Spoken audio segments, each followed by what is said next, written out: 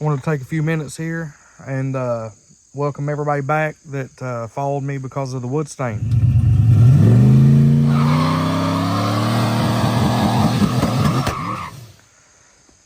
I'm in the process of redoing it again today, and let me get a closer up look so you can see what's actually going on. So this is the 50-50 mix.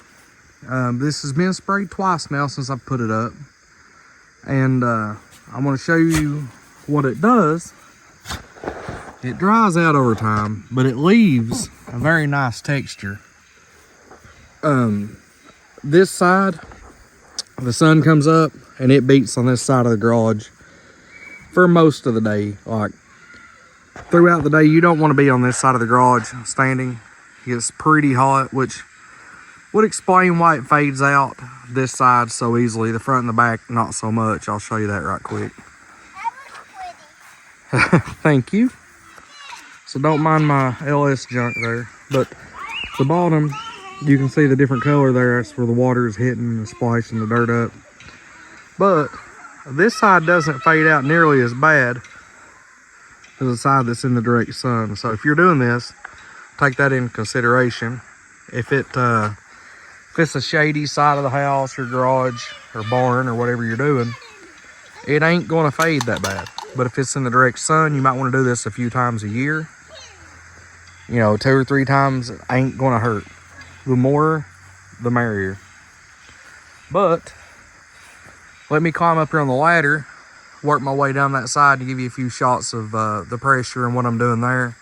I'm hitting it with a lot of volume and a lot of pressure.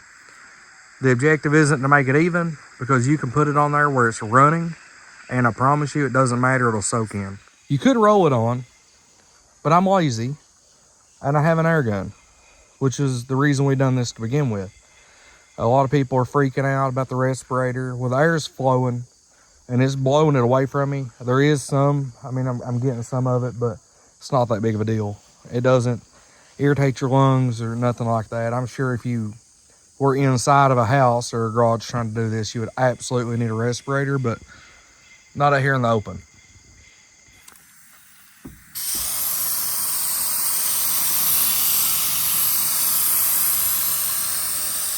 Now I'm going to get it to run for a reason. Now, if you'll notice, it's dripping up into that crack. You want it to get soaked in as much as possible, and it doesn't matter. I can feather that out.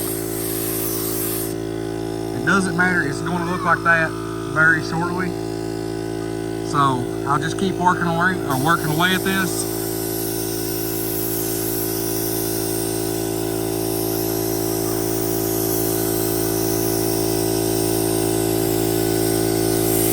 You don't have to be no professional painter. It does it for you, I promise. So I'm gonna keep working down this side, and I'll show you here shortly when I get the whole side done. And there you have it, guys.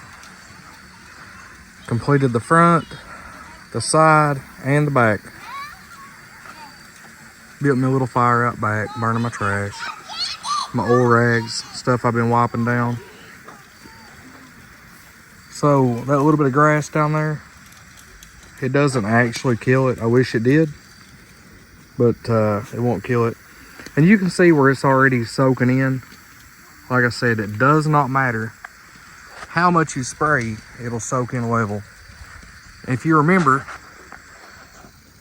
where I had it pouring running, you can see it's more wet there, but look how flat.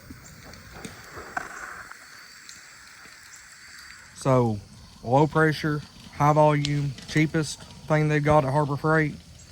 A 50-50 mix with used oil and diesel. You guys can have that. Thank you guys, and like I said, I'll keep doing updates with this as the years go out. Apparently I'm going to do many more sprays and updates. So far there's 0 signs of the wood rotting anywhere, which is the goal. I want this to last a lifetime. I know it won't, but as long as possible.